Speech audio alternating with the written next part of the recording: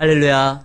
하나님의 은혜가 이 자리에 그리고 영상을 통해서 예배에 함께하는 모든 성도님들에게 임하기를 예수의 이름으로 축원합니다. 유교 사상이 강한 집안에 예수 믿는 며느리가 오면은 난리가 나요. 이분들도 어렴풋이 알고 있어요. 이 예수에게 능력이 있어서 이 예수의 믿음이 들어오면 집안이 달라진다라는 걸 알고 있기 때문에 굉장히 강력하게 핍박을 하고 거부를 하고 이 며느리 때문에 큰일 났다라고 이제 이야기들을 합니다. 근데 그들이 오해하고 있는 게 있어요. 분명 예수의 말씀은 능력이 있고 예수의 그 믿음은 산을 옮길 만한 놀라운 역사를 가지고 오는데 그 집안을 풍지박살 만드는 기존의 질서를 깨트리고 나락으로 떨어뜨리는 그런 일을 하는 것이 아니라 오히려 그 말씀이 그 집안을 구원하고 어둠에 갇혀 있었던 심판에 놓여 있었던 그 집안을 생명의 길로 이끄는 역사를 보여준다라는 겁니다. 근데 사람들이 잘 몰라요. 그래서 그냥 막연하게 거부를 해요. 구한말 시대 때 파란 눈의 선교사들이 왔었을 때 우리나라 정부가 많이 당황을 했습니다. 조정에서는 야, 저들의 사상은 위험하니까 저들이 모이고 그들이 야수라고, 예수라는 표현을 그 야수라고 이야기하는 그 사상을 접하지 못하도록 많은 탄압이 있었습니다. 착각한 거예요. 예수는 사상이 아닙니다. 진리고 능력이고 그 말씀에는 살리는 영이 함께하는 복음의 역사가 일어나는 건데 그렇게 막 탄압을 하고 말려요. 모르기 때문에 그래요. 그러나 알건 모르건 그들은 어렴풋이 느끼기는 합니다. 이 예수의 말씀에는 능력이 있다. 자기들의 뜻과 자기들의 바람대로 움직여지는 않아도 분명히 능력이 있기 때문에 기존 질서를 무너뜨리고 어떠한 역사를 보인다라는 거예요. 근데 그거는 맞아요. 예수의 능력이 오면 기존의 삶과는 전혀 다른 삶으로 우리를 인도하게 됩니다. 익숙했던 삶을 벗어나게 만들고 새로운 삶으로서 나아가도록 만듭니다. 그래서 두려움이 있어요. 익숙한 거가 변화된다라는 두려움이 사람들에게 있기 때문에 이 예수의 말씀을 선뜻 붙잡지를 못해요. 주저하고 있을 때가 있습니다. 그러나 예수의 말씀은 주저하고 거부하고 생각하면서 계산하고 기다리는 말씀이 아니라 지금 당장 붙잡아야 될 생명의 말씀임을 기억하셔야 됩니다. 오늘 성경 본문에 보면 동방에서 온 사람들이 도대체 왕이 어디에서 나셨느냐? 이야기를 듣고 그 마을에, 그 동네에, 그 도성에 큰 소동이 일어나는 장면을 보게 됩니다. 동방에서 온 박사들, 그들은 멀리에서 왔어요. 그들이 와서 이런 말을 합니다. 우리가 새로 태어난 그 왕에게 경배하러 왔다. 이 경배라는 것은 우리가 그를 모시겠다는 거예요. 그를 높이겠다는 거예요. 그분 앞에 무릎을 꿇겠다는 거예요. 그러나 지금 이스라엘은요, 로마가 지배하고 있습니다. 로마의 황제는 신으로서 추앙받고 있는 시대였어요. 황제 앞에 머리를 숙이고 그만을 경배를 해야 되는데 새로 탄생한 왕에게 경배를 한다는 건 굉장히 불충한 얘기고 로마의 지배 가운데서 허용될 수 있는 이야기가 아니에요. 그만큼 이 동방에서 온 사람들은 로마의 지배 밖에서부터 온 거예요. 상당히 먼 곳에서부터 왔어요. 이 동방에서 왔다는 이 이야기는 이제 새로운 이 아기, 이 위대한 왕의 탄생은 유대인들만의 왕이 아니라 먼 곳에서부터 듣고 그 아이에게 경배를 해야 될 정도로 모든 인류에게 다 영향을 끼치는 위대한 왕의 탄생을 이야기를 합니다. 그리고 그들이 뭘 보고 왔죠? 별 보고 왔어요. 별이 이 아이의 탄생을 알렸다라는 거예요. 인류뿐만 아니라 온 우주가 영향을 받는 왕의 탄생입니다. 이 왕은요, 지역적인 국가에게만 영향을 끼치는 그런 왕이 아니라 모든 인류, 그리고 더 나아가 온 우주에게도 영향을 주는 그런 왕이라는 거예요. 예수님이 탄생했었을 때 그때 보면은 마국간에서 탄생했잖아요. 짐승들이 있었어요. 그리고 그 탄생을 축하하기 위해서 누가 왔냐? 목자들이 왔어요. 그리고 허대한 천군 천사가 찬양을 했고, 예수님의 탄생은요, 온 인류뿐만 아니라 모든 만물에게도 영향을 끼쳐요. 사실 광견병이 왜 일어나느냐? 그 죄가 들어왔기 때문에 그렇잖아요. 이 땅이 왜 척박하느냐? 죄가 들어왔기 때문에 그렇거든요. 행성이 왜 충돌하느냐? 죄가 들어왔기 때문에 그렇거든요. 예수의 탄생은요, 이제 더 이상 그 하나님의 나라는 광견병도 없고 미쳐 날뛰어가지고 사람을 죽이는 사이코패스도 없고 행성 간의 충돌도 없습니다. 다시 그 창조의 원래의 그 목적대로 하나님 보시기에 심히 좋았더라, 그 모습으로 다시 회복되는 역사가 일어나는 거예요. 어찌됐든 이 동방에서 이 박사가 옵니다.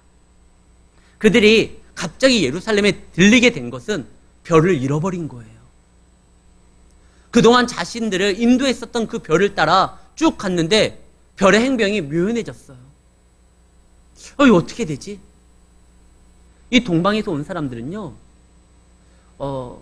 그날 아침 일찍 출발해가지고 예루살렘에 도착한 게 아닙니다. 벌써 몇 달을 그 별 보면서 쭉 왔던 거예요. 로마의 지배가 벗어났었던 저 먼 곳에서부터 왔었던 거예요. 그런데 별이 사라졌어요.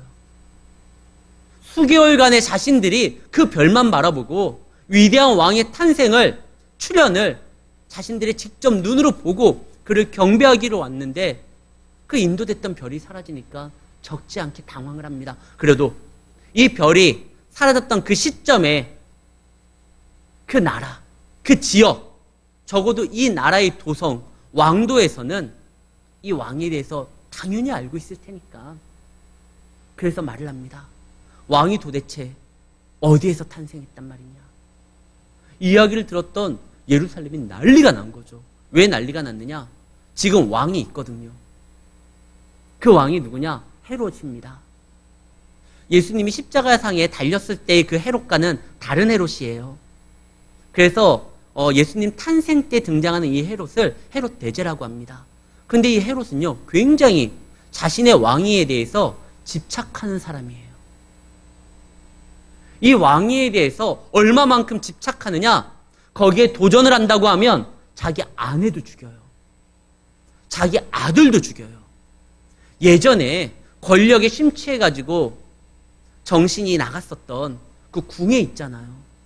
뭐 관심법이라는 말도 안 되는 소리를 하면서 자기 왕위에, 권력에 도전을 하면 자기 아내도 죽이고 자식도 죽이잖아요. 이 궁예가. 헤롯이 그런 인물이에요. 헤롯은 정통 유대 사람이 아닙니다. 에돔 사람이에요. 이스라엘과 적대적인 관계를 가지고 있는 에돔 사람인데 그가 얼마나 로마에 잘 보였는지 로마의 의해서 이스라엘 왕으로 임명된 왕이에요. 그렇기 때문에 이 헤롯은요, 자신이 그렇게 갖고자 했었던 그 왕위에 대해서 너무나 큰 집착을 하고 거기에 도전하는 건 절대로 봐주는 사람이 아니에요.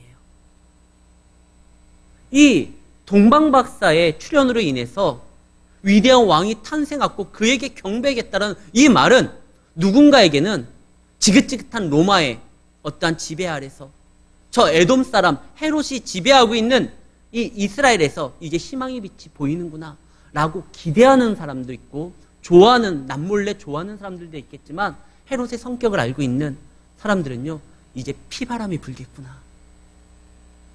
헤롯의 아이가 아닌 왕의 출현에 대한 이야기를 하는 저 박사들의 말이 헤롯 귀에 들려면 무서운 피바람이 일어날 것이다. 아들도 죽이는 그 헤롯이 얼마나 미쳐 날뛸까. 그 말에 두려워하고 또 때로는 그 헤롯의 가문의 사람들은 당황하기도 하고 여러 가지 감정이 뒤섞여 있습니다.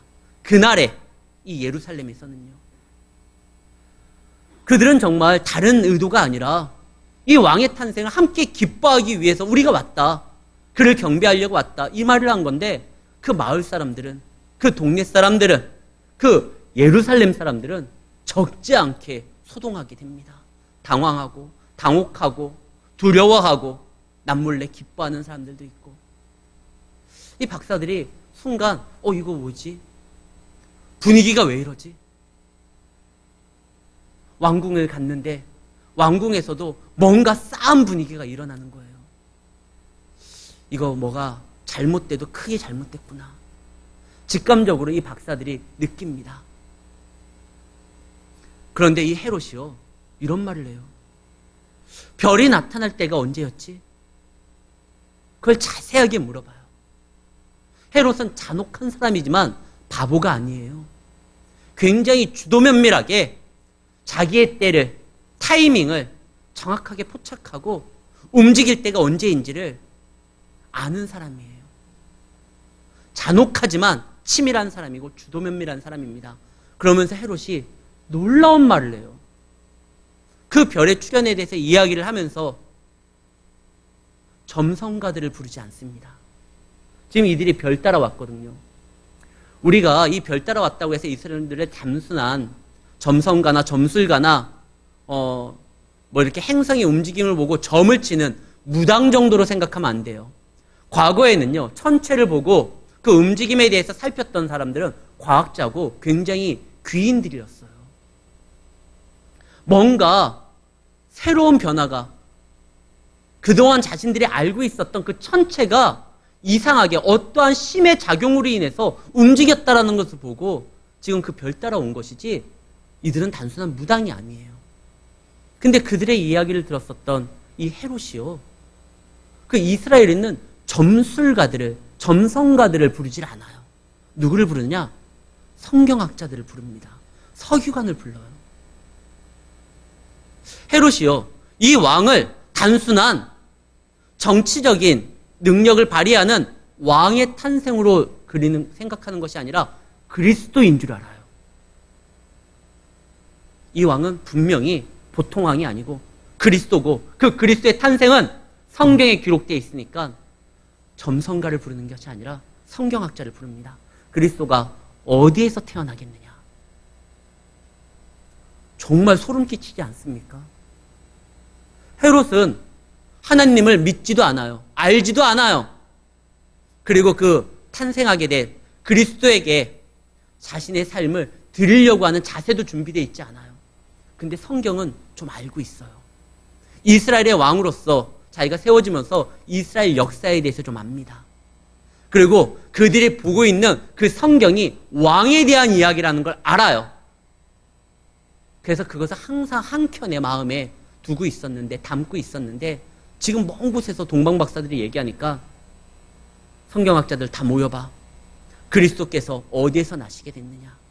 이번에 황교익이라는 어떤 사람이 유명한 한 사람을 십자가를 지고 가는 예수라고 이렇게 평한 글이 있었어요. 난 도대체 이 사람이 왜 갑자기 이런 말을 썼느냐, 그 글을 한번 살펴봤어요. 그 글에 이렇게 나와요. 나는 기독교 신자가 아닙니다. 저는 기독교 신자가 아니에요. 하느님의 아들인지 예수가, 그가 십자가상에 달려서 죽었다는 것까지는 알지만 그가 부활했는지 그거에 대해서 전혀 관심도 없습니다. 자신의 쓴 글에 그렇게 써 있어요. 자기는 예수가 하느님의 아들인지 부활했는지 관심조차 없습니다. 그러나 그가 낮고 천한 곳에, 낮은 곳을 향하여 나아가다가 끝내 죽음까지도 받아들이고 생을 마감했었던 그 강철 정신에 나는 매료되었습니다. 이런 글을 썼어요. 그러면서 누군가가 있는데 그 사람이 바로 십자가를 진 예수다. 말도 안 되는 소리예요. 예수 믿지도 않는 사람이, 그리스도를 주라고 시인하지도 않는 사람이, 부활에도 관심 없는 사람이, 하나님의 아들이라는 것을 인정하지도 않는 사람이 예수님이 십자가를 지고 나아갔던 건 그 구속의 사역에 대해서 함부로 입에 담으면 안 돼요. 지금 헤롯이 그래요. 헤롯은 하나님을 믿지도 않아요. 근데 성경은 어설프리 좀 알고 있어요. 그리스도가 누구냐? 그가 어디에서 나느냐? 성경학자들이 성경에 대해서 이야기를 합니다. 미가서 5장 2절. 베들레헴아, 너는 작은 고을이지만 너에게서 왕이 탄생한다. 이렇게 기록되어 있습니다. 이 헤롯이 말을 하죠. 박사들에게 베들레헴에 가십시오. 그리고 아이를 찾거든 저에게 알려주세요. 저도 그 아이에게 경배를 하겠습니다. 근데 그는 경배하려고 아이를 찾는 게 아니에요. 그 아이를 죽이려고 하는 것이죠. 박사들은 그 이야기를 믿을 수도 있었을 거예요. 왕이 하는 말이니까. 박사들은요, 이 헤롯의 말에 속기도 해요. 그러나 하나님은 속지 않습니다. 우리 하나님은 헤롯의 마음이 어떠하다는 것이 그 중심을 아셔요. 그래서 나중에 이 박사들에게 꿈에서 나타나셔서 말씀을 하시죠. 그들에게 지시합니다. 너희가 돌아오지 말고 다른 길로 가서 너희의 고국으로 가라. 이것이 12절 말씀이에요. 꿈에 헤롯에게 돌아가지 말라 지시함을 받아 다른 길로 고국에 돌아가니라. 박사들은 속았지만 하나님은 속지 않습니다. 우리가 믿는 그 하나님은요, 속지도 않고 어떠한 부분에 대해서 당황하지도 않고 정확하게 자신의 어떠한 목적과 뜻에 따라 움직이시는 분이에요. 근데 그 움직이시는 분이 아니 뭔가 실수한 거 아닙니까? 별을 보고 따라갔는데 그 별이 갑자기 사라졌던 거, 그거 문제됐던 거 아닙니까? 아니에요. 하나님께서는 지금 이 예루살렘 사람들에게 기회를 주는 겁니다. 이미 예수님은요, 몇 개월 전에 태어났어요. 오늘 본문의 내용은 예수님이 탄생한 그날의 내용이 아니에요. 예수님이 탄생했었을 때 그 탄생하는 장면을 보았던 건 목자들이었죠. 이 박사들은요, 예수님이 태어나시고 한참 후에요. 그 다음에 간 거예요.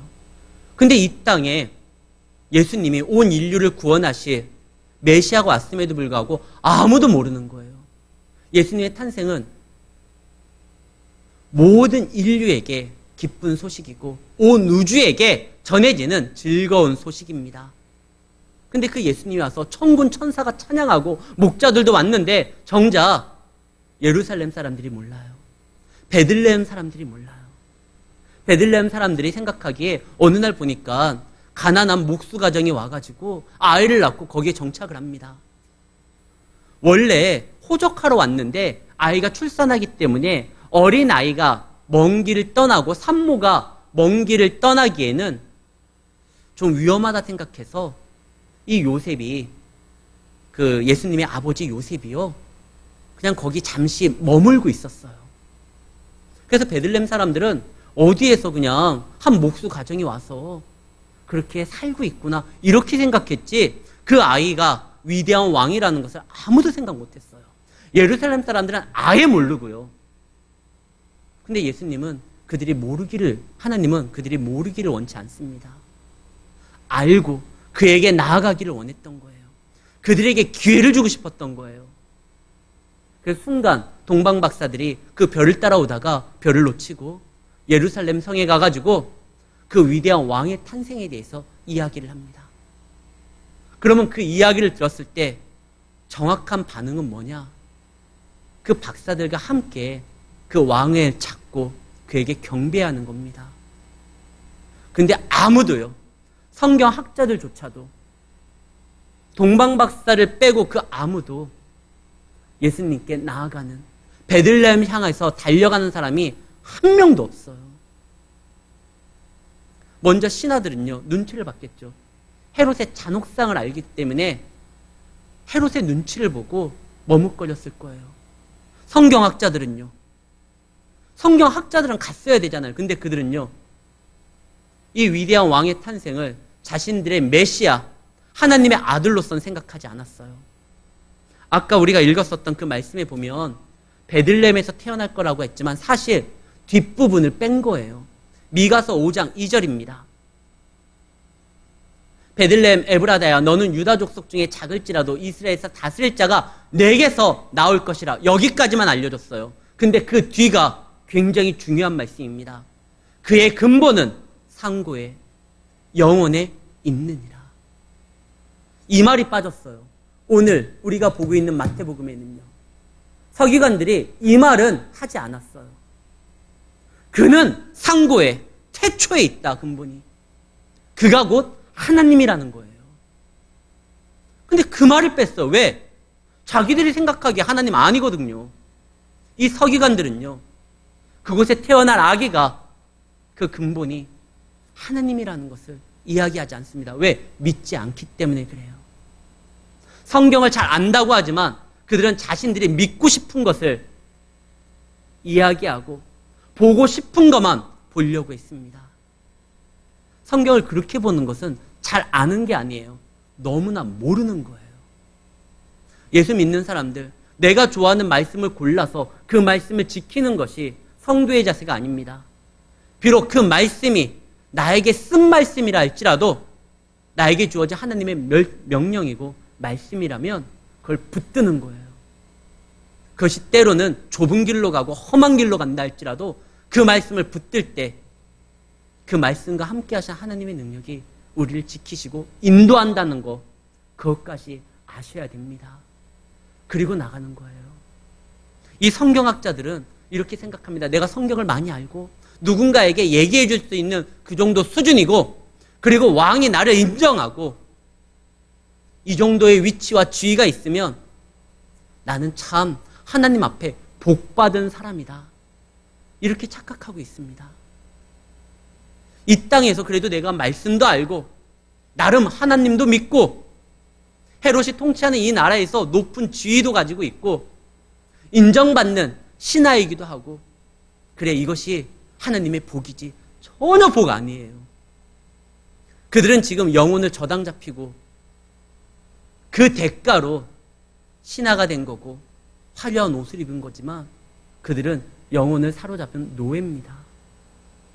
하나님 없이 잘 사는 거는요, 사실 죽어가는 것이에요. 우리는 하나님과의 관계를 맺어야 됩니다. 그래야지만 살아갈 수 있는 존재예요. 그거를 위해서 하나님께서 아기 예수로 오신 겁니다. 우리와 관계를 맺기 위해. 사실 인류의 문제가 무엇이냐? 관계가 틀어진 거예요. 하나님과의 관계가 죄로 인해서 끊어진 거예요. 거기서부터 문제가 왔던 거예요. 이 문제를 해결하기 위해서는 좋은 정책과 좋은 정치와 사회적 관계를 통해서 해결되는 게 아닙니다. 오직 하나님과의 바른 관계를 통해서 해결되는 거예요. 그래서 예수님이 오셨어요. 그런데 지금 이 유다 땅에 그 오신 예수님과 관계를 맺기 원했던 사람이 아무도 없는 거예요. 기회를 줬는데 잠자고 있는 영혼들에게 소동을 일으킬 만큼 위대한 왕의 탄생에 대해서 성경에 기록된 예루살렘, 베들레헴, 그곳에서 아기가 탄생했다라는 것을 알려줬음에도 불구하고 그들은 여기가 좋사오니 자신들의 삶에 어떠한 외부적인 세력이 들어와서 흔들려지는 것을 원치 않습니다. 그래서 그냥 있어요. 말씀조차 가리면서. 그러면서 헤롯이 말을 하죠. 나에게 얘기해라. 나도 경배하겠다. 심지어 속이기까지 해요. 근데 이 박사들이 그 이야기를 읽고 다시 나옵니다. 원래 이 박사들은요, 믿음이 없어요. 당연하죠. 하나님을 알 수 있는 방법이 없으니까요. 그들의 산 가운데 예루살렘과 한참 먼, 저 먼 동방에서부터 온 사람들이에요. 성경에 대한 내용을 알지도 못할 뿐만 아니라 하나님의 기적의 역사를 눈으로 본 적도 없어요. 그러나 어느 날 천체에 정말 새로운 움직임이 보이면서 호기심에 따라 그 별을 보고 움직였습니다. 처음의 시작은 호기심에 발동이 돼서 그래서 움직였던 거예요. 몇 개월간 그 별을 보면서 그들이 이야기할 때 근데 저 별이 왜 갑자기 나타났을까? 도대체 어떤 위대한 왕이 탄생하기 때문에 이 온 우주의 움직임이 달라졌을까? 그러다가 그들이 예루살렘에 갔고 거기에서 성경의 말씀을 듣습니다. 자기들이 찾는 그 왕은 바로 그리스도라는 거예요. 그리고 그 그리스도가 지금 베들레헴에 있다고 하고, 처음에 그들은요, 왕이니까 당연히 왕궁에 있을 줄 알았어요. 그들이 생각했던 그 왕은 위대한 왕이기 때문에 적어도 훌륭한 왕을 아버지로 모시고 있는 그러한 탄생, 그리고 백성들이 함께 즐거워하는 그 정도 사람이라고 생각을 했는데 그들은요, 그리스도라는 말을 듣습니다. 그리고 베들레헴에 딱 가요. 별이요, 순간 다시 나타나기 시작하고 자신들을 인도하다가 그 아이가 머무는 그곳에 멈춥니다. 그때 이 박사들이 10절, 그들이 별을 보고 매우 크게 기뻐하고 기뻐하더라. 엄청나게 즐거워했다라는 거예요. 왜? 그들의 별을 잃었지만, 그리고 왕궁에 갔는데 분위기가 싸했지만 다시 별이 나타나는 것을 보고, 그리고 그 별이 아이의 탄생한 곳에 머무는 것을 보고 자기들의 그 몇 개월간의 수고가 헛되지 않고 자신들의 발걸음이 헛수고가 아니라는 것에 대한 확신이 들고 그 아이한테 갑니다. 갔는데 화려한 집도 아니에요. 지금 요셉은요, 원래 고향이 여기 그 삶의 터전이 이 베들레헴이 아니잖아요. 잠시 호적하러 왔다가 머물게 된 거예요. 그 집도 화려하지 않았을 거예요. 전세를 살든 월세를 살든 아니 움막을 지었던, 또 다행히 요셉이 목수니까 자기가 질 수도 있고요. 근데 그렇게 화려한 곳이 아니에요. 잠시 머무는 곳이었으니까. 위대한 왕이요, 화려하지 않는 곳에 있어요. 이 박사들이 들어갔는데 신하 하나 없는, 그를 수종드는 어떠한 일꾼들도 없는 그런 초라한 모습의 가난한 목수의 아이예요. 근데 그들이 거기에 대해서 기뻐하며 예물을 드립니다. 황금, 유향, 모략을 드려요. 황금은요, 왕권에 대해서 번성함을 의미합니다. 그의 나라가 영광되게 번성되기를 원해서. 유향, 존귀함을 뜻합니다. 그의 나라는 거룩한 나라라는 거예요. 모략, 썩지 않는 것을 이야기해서 변함없이 영원을 뜻합니다. 그 나라는 번성하고 거룩하고 영원한 나라는 것을 인정하고 예물을 드리고 그 앞에 무릎을 꿇고 경배를 합니다. 자기들의 생각과 전혀 다른 모습이에요. 처음에 호기심으로 시작했던 그들의 여정 가운데 그 왕에 대한 상상의 나래를 막 펼쳤고, 화려한 왕궁에 아이가 태어났을 거고 모든 백성들이 칭송하고 찬양하고 그 아이의 탄생을 기뻐했을 거라 생각을 했는데 전혀 그런 분위기가 아니고, 움막에 있고 수종드는 신하 하나 없는 초라한 모습으로서 그 자리에 있지만, 그들은요 이제 믿음으로써 그 아이가 위대한 왕임을 인정하고 그에게 예물을 드리고 기뻐합니다. 어떻게 믿음이 생겼고 이런 변화가 있었을까? 사랑 성도 여러분, 이런 변화는요 하나님께서 하실 때 얼마든지 일어나요. 우리가 잘 아는요, 사마리아 여인은 처음에 예수님을 만났을 때 이상한 유대인이라고 생각했어요. 내가 보니까 당신은 유대인인데 왜 저에게 말을 겁니까? 이상한 사람이네? 그러다가 대화를 섞다가 이 사람은 선생님이구나. 내가 보니까 당신은 선생님입니다. 또 얘기하다 보니까 아니에요. 선지자구나. 당신은 선지자군요. 도대체 어디에서 예배를 드려야 됩니까? 그러다가 예수님이 말씀하니까 이분은 이제 그리스도구나. 그래서 물동이를 던져버리고 마을에 들어가잖아요. 이 짧은 대화의 순간에 이 여인에게는 놀라운 변화가 일어나요. 이상한 유대인, 선생님, 선지자, 그리스도구나. 그 순간에 우리가 잘 아는 십자가상에서 그 강도요, 그 강도가 자기가 지은 죄에 대해서 계속적으로 회개하다가 예수에 대한 소문을 듣고 내 옆에 이제 쓰게 되는 그분이 나를 구원할 메시아겠구나, 이거에 대해서 간절한 소망이 있다가 예수님에게 말한 것 절대 아니에요. 성경에 보면 뭐라고 했죠? 예수님이 조롱받았을 때 두 강도가 같이 욕을 해요. 그러다가 예수님이 십자가상에 총 3시간 숨 쉬었을 동안의 그 시간이 3시간이에요. 3시간 동안 이 강도에게 변화가 일어납니다. 처음엔 자기도 욕을 했다가 보니까 보통 분이 아니에요. 저들의 죄를 용서해 주십시오. 저들이 알지 못합니다. 요한아, 네 어머니다. 잘 모셔라. 하나님, 내 영혼을 당신께 막 이 얘기를 들으니까 이분 보통 분이 아니구나. 당신은 나의 구주십니다. 거기에서 영접을 해요. 이 동방박사들도 처음에는 예수를 알지도 못했고 하나님을 알지도 못했고 말씀을 듣지도 못했고 그냥 별 따라 갔었는데, 그 별 따라 움직이다가 성경의 말씀을 듣게 되었고요. 그리스도라는 말을. 그리고 자기 눈으로 보는 그 순간 자신들의 심정 안에 놀라운 변화가 일어납니다. 고린도전서 3장 6절, 거기에서 이런 말이 나와요. 나는 씨를 뿌렸고 아볼로는 물을 줬고 자라게 하는 것은 예수님이다. 그리스도다. 하나님이다. 우리의 심적의 변화는요, 하나님께서 움직이는 거예요. 근데 그 변화가 언제 움직여지냐? 별 보고 움직이고 나에게 들려진 이 말씀에 대해서 확인하기 위해서 먼 곳을 마다하지 않고 움직였을 때, 그때 주님의 예비된 만남이 있고 은혜가 있는 거예요. 신앙이란 건 그것입니다. 별을 보고 움직이는 거예요. 여기 있는 모든 분들 사실 별 따라온 거잖아요. 그런 거 아니에요? 여름 성경학교 때 주는 선물 때문에 친구 손잡고 그 별에 인도돼서 왔던 사람도 있고, 교회에 예쁜 누님이 있다고 그 소문 듣고 와가지고 예수 믿기 시작한 사람들도 있고, 때로는 가정의 평화를 위해서 그래서 그냥 아내 못 이겨가지고 나와가지고 그 인도함 따라 와서 신앙이 생긴 사람들도 있잖아요. 사실 다 별 따라 온 거예요. 그러나 별 따라 와서 끝이면 안 돼요.